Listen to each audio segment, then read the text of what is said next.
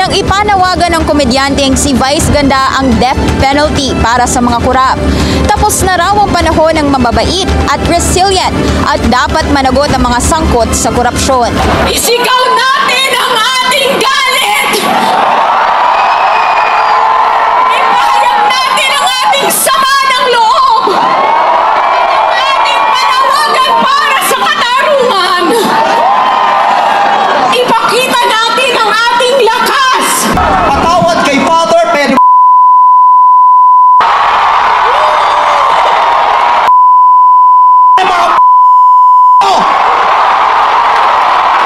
Katatapos lang ng misa, pero Panginoon, patawarin niyo kami, pero totoo yan. Ito ang wika ng lahat ng mga Pilipinong ninakawan.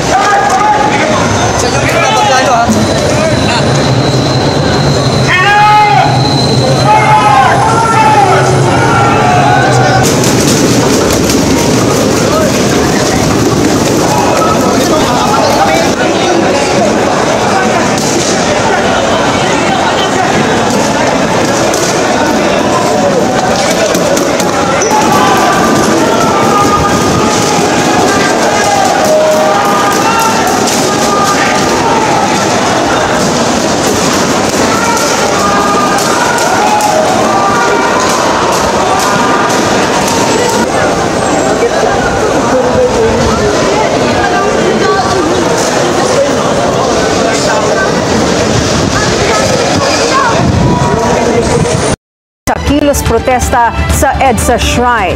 Para sa kanyang live agenda weekend report, naroon ang ating kasamahang si Hannah T. Hannah, ano na ang update dyan? Umpisa pa lang ito.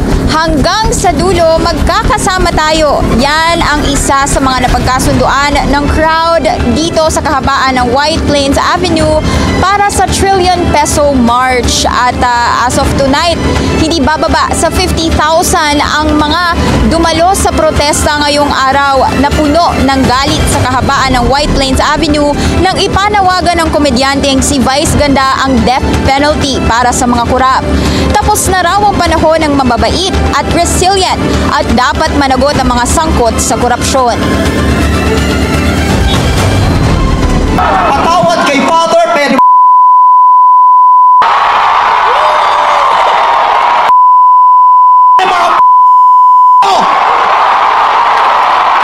Katatapos lang ng misa, pero Panginoon, patawarin niyo kami, pero totoo yan. Ito ang wika ng lahat ng mga Pilipinong ninakawan.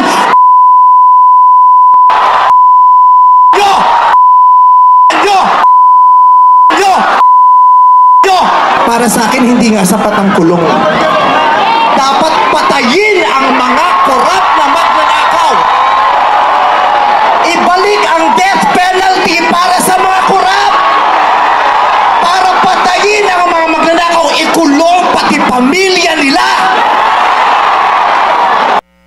Politiko ay higit pa raw sa mamamatay tao at higit pa sa terorismo dahil namimili lang daw ang mga terorista ng panahon kung kailan dapat umatake habang ang korupsyon nananalaytay sa bawat araw sa buhay ng mga politiko.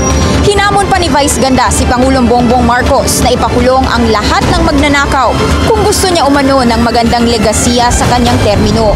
Emosyonal naman ang aktor na si Iza Calzado dahil nangangamba siya sa kinabukasan ng mga kabataan bilang isang ina at artista. Isigaw natin ang ating galit! Ipahayag natin ang ating sama ng loob! Ang ating panawagan para sa katarungan! Ipakita natin ang ating lakas! Dahil tayo ay malakas, hindi ba?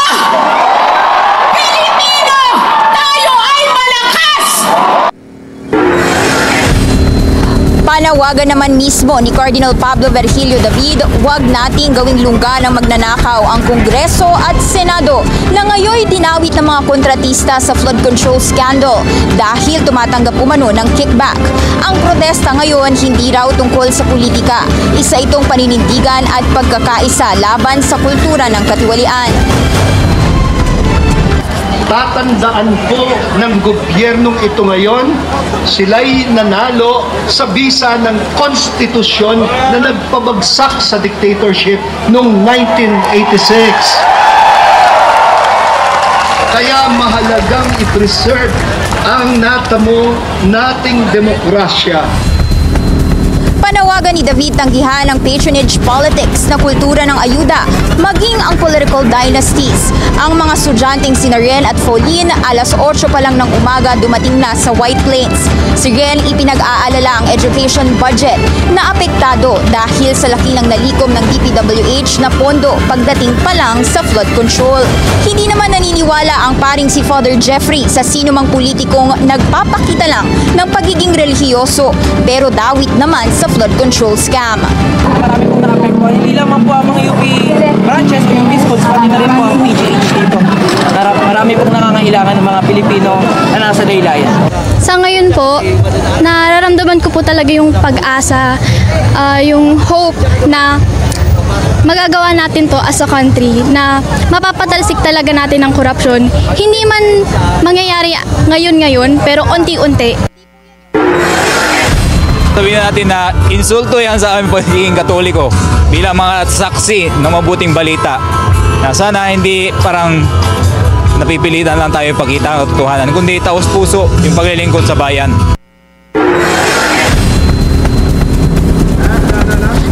Kung anong buhos ng baha ang dinadanas ng mga Pilipino sa bawat bagyo season, binahari ng galit at poot ang mga kalsada ngayong araw, partikular na dito sa kahabaan ng White Plains Avenue. Hannah, dumating daw dyan ang Special Advisor ng Independent Commission for Infrastructure na si Benjamin Magalong. Yes, and actually, sumaglit siya dito sa rally kanina at nagkaroon siya ng short interview, no? Sinabi niya na isang malaking responsibilidad ngayon para sa ICI na maseryosohin yung investigasyon, lalo na't ganito nga yung naging response ng taong bayan pagdating sa anomalies sa flood control projects. At matatandaan natin, kanina pa kasing pinapanawagan ng mga rallyista na dapat merong managot. So, nasa kamay na ngayon ng ICI kung ano na ang next steps pagdating dito sa probe sa flood control scandal. Sino-sino pa yung mga opisyal na nagpunta dyan, Hannah, at nag-speech or nagpa-interview? Nakuan, isa sa mga for me ay kontrobersyal na bumisita rito sa White Plains ay si dating Governor Chavit Singson, dahil mula doon sa paglakad niya dito sa kahabaan ng White Plains Avenue, siya ay binubuo at kung ano-anong mga pasaring ng mga rallyista sa kanya at sinabing ikulong na yan, at para sa kanila bahagi si former Governor Singson sa mga korap na opisyal. At sinubukan naman nating kunin yung kanyang panig habang naglalakad at sinabi niya ay halo-halo rin naman daw kasi ng opinyon ang taong bayan.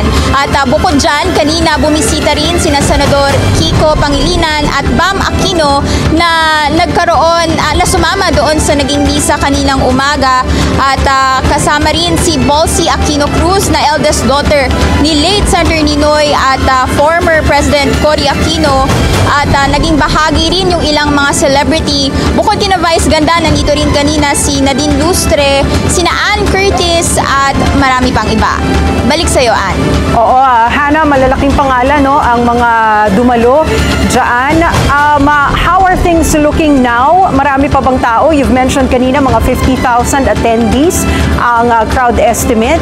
Sa tingin mo ba ay dumadami pa? At ano yung program? Ay patuloy pa ba ngayong gabi? tapos na yung programa actually, pero from what we can see from where we're standing right now, meron pa rin ilang mga tao na nandito sa White Plains Avenue, pero kanina pa pasado, I think around 6:30 natapos na yung programa. So far, naging peaceful naman itong gathering at nakakita tayo ng ilang mga incident report, no, particular dyan, yung 2 incident reports kaninang tanghali kung saan merong nahimatay na 2 babaeng matanda, pero agad naman itong responde ng Quezon City LGU. Balik sa'yo, Ann.